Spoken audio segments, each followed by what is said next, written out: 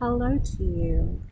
This is Lila Evans Allen, and this is part of my grove. The cattails are over there. If you were here for the last video, um, I am here by the river, which you can just see over there, to wish you a happy Imbolc. It has been a very good day, actually, but of course, an introspective one. And yes, I might look sideways because that's how the camera is set up. In the woods, you take what you can get. Imbolc is a pagan festival. It marks the halfway point between winter, December 21st, the beginning thereof, and spring, the beginning thereof, which is March 21st. So this is 6 weeks into winter. If you're like me, it is 70 degrees when we were expecting it to be slightly colder. It is Groundhog's Day. I don't know if he's or she, if they have seen their shadow or not. This is going to be a meandering. In a way, I have some notes in my happy little phone, but also these things tend to kind of flow with inspiration as well. So I will try and keep it, shortish, 15 minutes or less. It has been, if I hadn't already said it, and it still has been, even if I have already said it, a really good day. A very introspective day, as the days have been lately. But also, it's a holy day, so that leads us to introspection. I got to start it off by singing with the choir at church. We sang a beautiful song, which I will talk about in a minute. Then I got to go for a walk with my best friend and path partner. And then I got to attend an online concert by Esther Tucker, who continues to be an inspiration to me. And so many thoughts running through my head. And therefore many things, I'm like, what should I share on this day? One of the things that Esther Tucker said in her concert was she has something that reminds her, because she is a witch, that every show she does, every piece of music she does is magic, is part of her magic, is part of her putting her magic out into the world. And that was very helpful to me, because it has been a long, long road of, who am I? What am I trying to put out there in the world? How do I express myself and still be part of the world? This whole big, long journey. And now we're going to skip sideways a little. The church service today talked about permanence and transition. What the permanence being, what do we want to leave in the world when we're gone, because we are all transient. And the song that was so beautiful was called, I am going to look at my notes here to make sure I get it correct, was called Grace Before Sleep. The music was by Susan LaBar, and the words were by Sarah Teasdale. And it was gorgeous. It was one of those where you're singing it and I start crying, which is fine when I'm singing, because, a nice little tear coming down the eye. The cheek doesn't really interfere with the singing. But afterwards, being up in front while people are looking at the next person to speak, Trying not to let go of all the sobs is a challenge. And the reason for the heartfelt connection, the words that really struck me were these. Each one of us has walked through storm and fled the wolves along the way. If you're like me, when you're in the middle of a transition or a crisis or a trauma, whether it be illness or moving or even something that is exciting and wonderful, it still can feel very alone. And yes, there can be this amazing support group around you, people who come in, who help, who administer healing or the listening ear or even just bearing witness. But still, there is this feeling of being in the middle of the hurricane, of being in the eye of the storm, and all this stuff is going on around us. And in this time, in this mode, basically it is about survival. We do our best in self-care, we do our best in healing, we do our best to keep putting a foot forward. And whatever tools we have to hand, we bring in. And we are so busy being and surviving in that and in dealing with that feeling of aloneness. Because it's true, nobody has been through the things that I have been through. Nobody has been through the things that you have been through. Even though we all have experiences in common, the loss of someone dear, an illness, a change in location or in job, even just the transition of growing from one year to the next. Nobody does it the same way, and nobody feels it the same way. So in a sense, we are all alone. But afterward, when we get to realize that we are finished with that transition, with that crisis, we are even beyond and finished with the healing and back in the daily life, and that is when the attention switches from the survival to the living again. If you're like me, that is when it kind of lets go. And you finally process things. And so today, being Imbolc, wondering why this was kind of, triggering, and of course, how do I weave this into this holy day?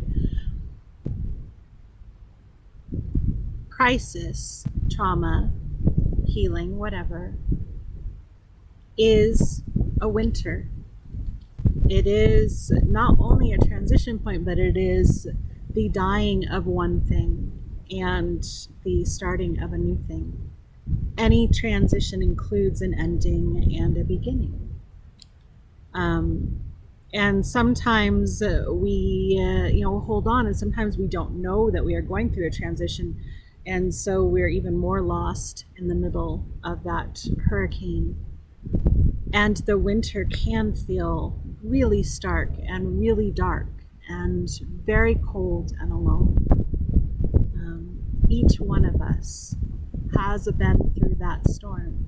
Each one of us has run from those wolves at the door, whatever the circumstances. Each one of us has felt a winter, not of discontent, but of change, the death of something, that cold, stark feeling of having to let go. And now we are at Imbolc, hopefully in the crisis situation as well as in the yearly season, where the winter is ending, where things are waking up. If you're here in Colorado, and I don't know where it is in other parts of the world, but we've had kind of a false spring, an Indian summer on the other side, where things are growing. There's grass here. My rose bushes are putting out the red leaf or the red stems, and I think there's a big storm coming in tonight. And the spring snows of Colorado are the big, heavy ones, and they're almost scarier than the winter storms of the really cold and the ice, because you don't know. But granted, we never know. So maybe that's my own anxiety. Anyway, we are in the looking forward to spring instead of the looking behind. Instead of being in the illness or the transition or the crisis or the winter, we can look forward and see, okay, there is more sun every day. There is life coming to in the world. The birds are singing, and what today represents seasonally, the lambs are getting ready to be born. The ewes are producing milk in order to feed those lambs. I think Imbolc is actually the word for milk, or has milk in there, a feast of milk or something like that. So the despair is not as dark. The pain is not always as heavy. The survival feels like it's turning into thriving, or has already.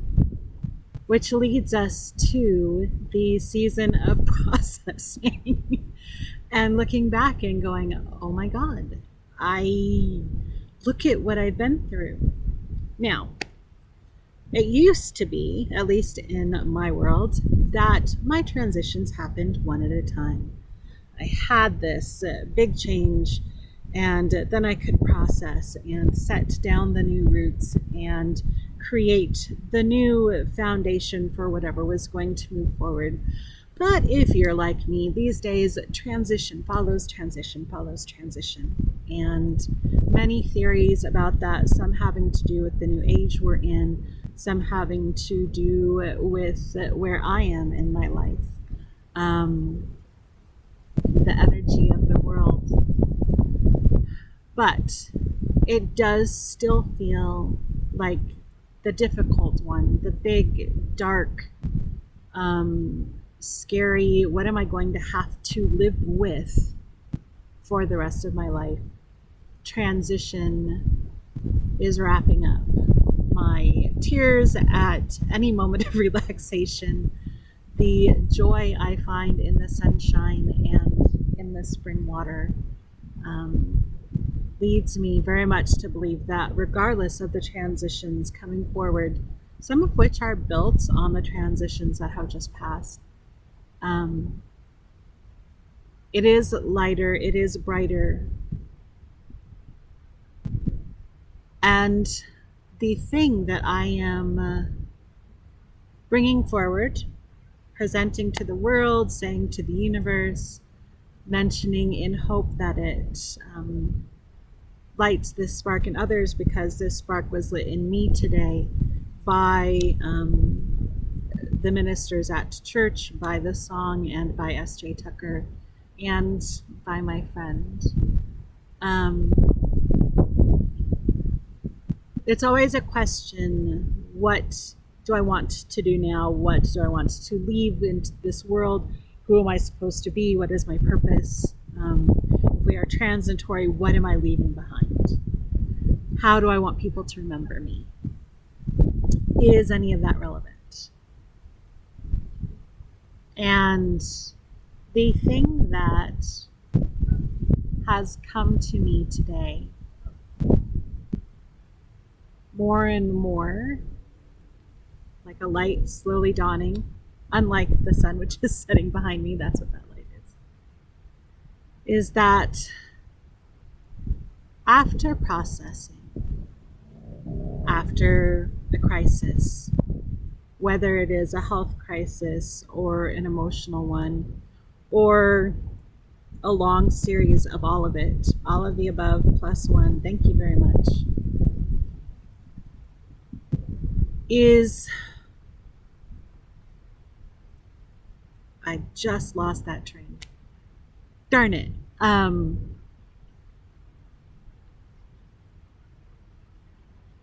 we get to look back. That's what it is. We get to look at where we are then and say, yes, I have done that. That is in the past. And here, as the days are getting brighter, as things start growing, as geese are flying overhead, as the river flows again, I get to say, I did that. I lived through that. I existed through that. I powered through that. I am here. I am still moving forward. And these are the things that I am fucking proud of. I hope you're not too young to hear that. For having lived through, for having survived, for having done. These are the things that I can take forward for myself. What do I want to leave in this world is me, essences of me all over the place. Everywhere I go, my energy is spread. Everywhere I am, I was going to break into a different song, but is doing magic. Everything I do is doing magic. Every breath I take is not only a magic one, but a holy one, an energetic one. It's me breathing in and breathing out, like trees take in what they take in and then put out what they put out so that we can continue breathing what we breathe in and put out what we put out. I don't need to be or do or have or erect a monument. I am laying myself down, creating my part of the world every moment. Every transition I come through, every breath I take, every moment of inspiration, I am putting myself into the world. I am leaving my mark. And it's a little scary. It's very powerful, and it is so difficult to let it just be that. Because, what are they going to say when I die? What do people say when I leave the room? When people talk about me, what are they talking about? I want it to be all these fabulous things. And of course, I want my happiness practice to be this awesome thing. I want to be gigglingly wealthy and to be able to go on trips and to have what I want to have and give what I want to give and really spend my time and love and energy doing things that make me feel awesome like this. And I really believe that will happen. But at this moment, even that gets to be ephemeral. Even that gets to be let go in the realization that what am I leaving behind? What is my monument? What is my legacy? What is my permanence? It is not even the fact that I am a happiness practitioner. It is not even the fact that I keep trying things and keep getting up and doing stuff. And it is not even the fact that I have pets or kids or songs or books or videos.